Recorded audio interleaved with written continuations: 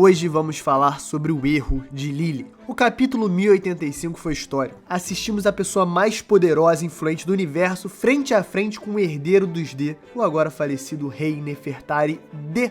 Cobra. Mas não só ele. O Sádibo deu ataques diretos em Imu e no Gorosei também. Pela primeira vez descobrimos que eles não são só velhinhos. Os 5 anciões e Imu são na verdade poderosos usuários, capazes de se transformar em monstros ainda ocultos. Mas dentro de toda essa adrenalina e ação, um aspecto das interações secretas entre o mais alto escalão do governo e Rei Cobra precisa ser analisado com toda a atenção. O que exatamente podemos descobrir sobre o passado? Podemos compreender verdadeiramente através não apenas do que foi dito entre os dois, mas também do que não foi dito, ou até do que foi impedido de se dizer. O Oda ama a simbologia, e para mim os poneglyphs sempre representaram como a verdade pode se tornar indestrutível enquanto ainda houverem pessoas capazes de lutar por ela. É um tanto irônico, que por mais que eles sejam esses cubos de pedra feitos por ferreiros lendários, que provavelmente tinham acesso a uma tecnologia muito superior ao período contemporâneo do universo, eles ainda podem ser tão relevantes quanto um peso de papel de 1000 toneladas. Caso Robin, Sol, Vegapunk e a herança dos pesquisadores de Ohara ainda não se mantivesse viva. Isso é um comentário por si só sobre a importância de preservar a história e como estamos rodeados de conhecimentos adquiridos e perdidos pela humanidade. Os poneglyphs representam o saber representa o poder, mas contando toda a força militar à disposição de Muzama, provavelmente seu maior trunfo é o seu controle voraz sobre a verdade. A sua capacidade única de distorcer narrativas e criar um mundo ideal que lhe serve. Melhor ainda, que todas as pessoas presas a ele são obrigadas a acreditar. No maior fã de distorções e mentiras de toda a obra de One Piece, hoje entenderemos o verdadeiro erro de Nefertari de Lily. Fala galera, Chapéu Espera aqui. Eu sou o Derek e hoje vou trazer uma teoria de um gringo chamado Joe, que é um cara que manda muito bem lá no Twitter, quem puder checar, dá uma olhada, link na descrição. E essa teoria é basicamente sobre como foi moldado o mundo de One Piece como a gente entende. Como e onde os poneglyphs foram parar, quem mandou eles, por quê, como isso se conecta à carta de Lily, qual foi o papel do governo mundial nisso, e como evidências de Skypiea, Ilha dos Tritões, Wano, Alabasta, todas podem se unir para nos pintar um cenário que revela a verdade do mundo de One Piece e até o símbolo máximo da vontade dos D. Então, quem puder, deixa o like, se inscreve, dá essa moral pra gente. E, sem mais delongas, Alanzito, chama a vinheta!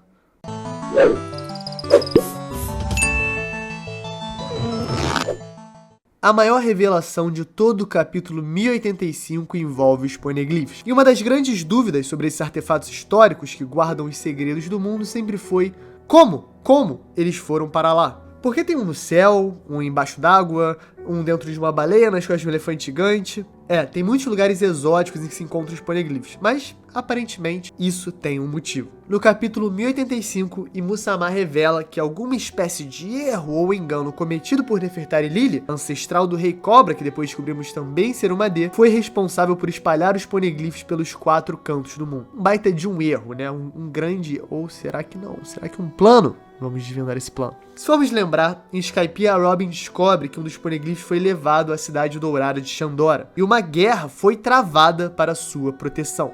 É interessante porque, se os poneglyphs foram espalhados pelo mundo, provavelmente eles se encontravam em um único lugar. Ou, pelo menos, parte deles se encontravam em um único lugar. Isso faz sentido, né? E se alguém estava produzindo os poneglyphs, eles estavam sendo criados, em certo momento a gente imagina que eles fizessem parte de uma coleção ou de uma sequência, de uma série, para que eles pudessem ou ser designados para determinados reinos ou determinadas pessoas, ou simplesmente guardados e protegidos em um lugar seguro. A gente sabe também que existem 30 poneglyphs, que são divididos em 3 diferentes categorias. Poneglyphs históricos, que revelam algum tipo de mensagem ou fato histórico relevante suficiente para ser escrito em pedra, como por exemplo, o poneglyph que estava na Árvore do Conhecimento em Ohara.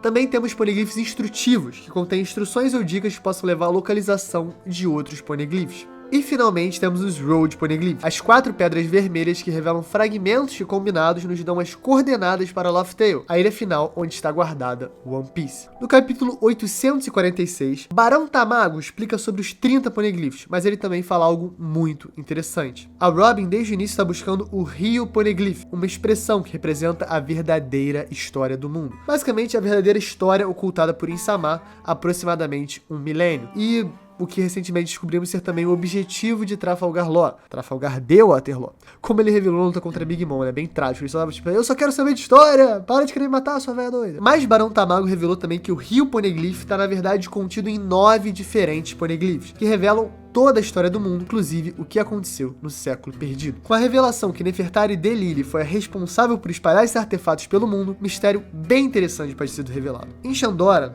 na área onde a Robin encontrou o poneglyph, a gente vê que na pirâmide de ouro, simetricamente acima do achado, existem 8 espaços em formato de poneglyph e completamente vazios. Parece ser uma dica bem óbvia do Oda, que explicaria que os 9 poneglyphs que formavam a verdadeira história do mundo, na verdade, estariam juntos. Isso é até confirmado pelos instintos da Robin, que diz ter certeza que alguns poneglyphs devem ter sido tomados daquela cidade. É muito doido imaginar que a gente tá falando de Skypiea, que foi escrito há, sei lá, mais de 15 anos atrás, mais que isso até, e agora tá sendo hiper relevante pra história, porque cada comentáriozinho, cada detalhe tem uma relevância maior. O Oda é assombroso. E agora, em 2023, a gente sabe quem provavelmente foi a responsável por isso. Nefertari de Lili não deixou os 9 poneglyphs juntos, talvez isso fosse perigoso demais. Inclusive, o poneglyph deixado para trás é um dos mais importantes de toda a obra. Ele simplesmente revela a localização de uma das armas ancestrais, Poseidon. Se Lili ou os povos antigos da Ilha do Céu que guardavam esse poneglyph tinham medo que ele fosse encontrado pelo inimigo, isso traduziria basicamente entregar Poseidon para eles. E isso também pode se conectar com a carta de desculpas deixada por Joy Boy na Ilha dos Tritões. Provavelmente ele tinha a intenção de construir Noah e realmente levar Poseidon para a superfície. Mas depois que os poneglyphs tiveram que ser movidos, essa possibilidade, que necessitaria de um mundo mais pacífico para acontecer, foi completamente eliminada. Joy Boy deve ter mudado seu foco para alguma tarefa muito mais importante e acabou tendo que decepcionar a então Princesa Sereia. Isso também explicaria outros detalhes bem interessantes. Lili abandonou Marijoa em um momento aparentemente crítico, quando os 20 monarcas que derrotaram o Reino Antigo se juntariam no pacto de ascender aos céus e morar na Terra Sagrada para sempre, deixando para trás seus antigos domínios. Se ela foi responsável pelo erro de ter espalhado esse conhecimento proibido pelo mundo, certamente ela deve ter passado por Wano, o lugar em que os poneglyphs foram criados.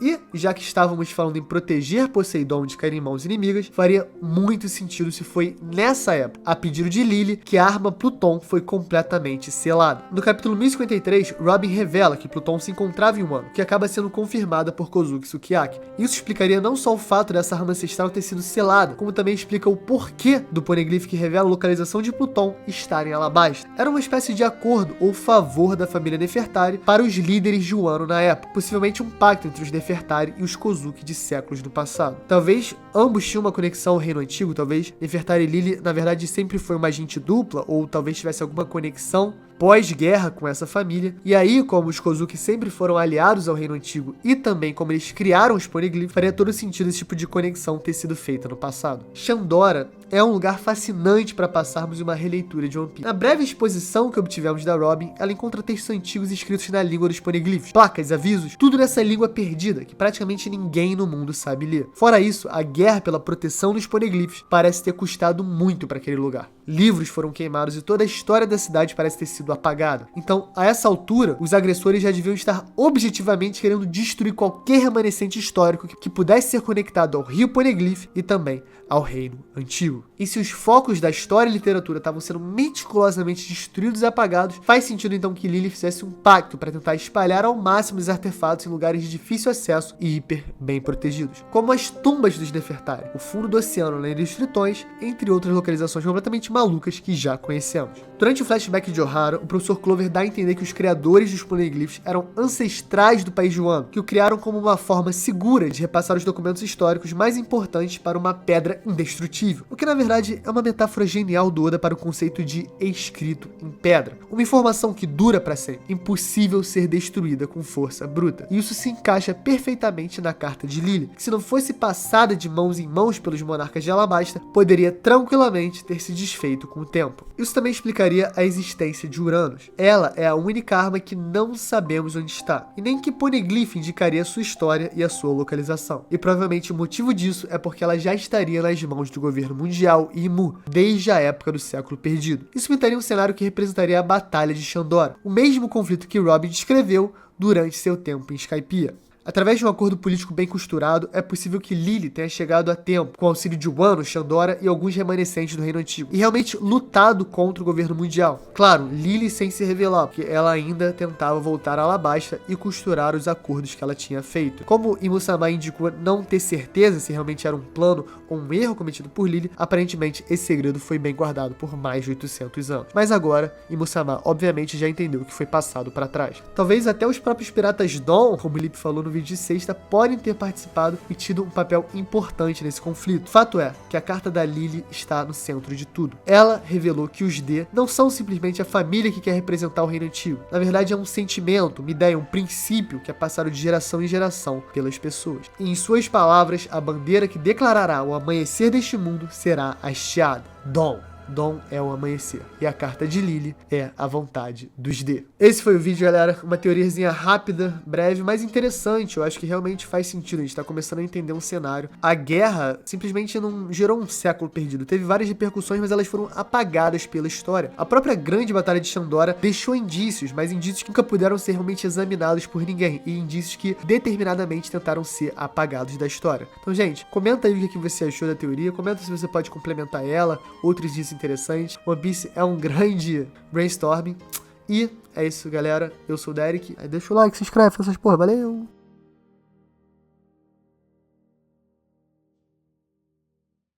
Pode, palha secreto. Aí, na moral, eu tô tossindo, né? Eu tive crise alérgica no dia do review. E aí, depois da crise alérgica, eu fiquei meio doente. Beleza. Febre, tome Novalgina, né? Opa, Novalgina. Dipirona. Bom, os dois nomes são ruins. Tome. Fiquei bem. Beleza, sábado, tava meio pra baixo, mas tudo bem. Aí comecei a tossir pra cacete. Aí eu comecei a tomar um remédio pra tosse. Se você acompanhou a live desse domingo, tu viu que eu não conseguia parar de tossir. Eu li um bagulho e tossia. Será que eu tô tossindo por causa da doença? Ou será que eu tô tossindo porque eu tomei um xarope pra tossir? Grandes perguntas da vida. Acabou o Pode Parar Secreto. É isso, galera. Valeu. Alanzito, você sempre é o craque, gente. Se tu ouve Pode Parar Secreto, manda um salve pro Alan, que ele é um craque. E é isso, galera. Valeu.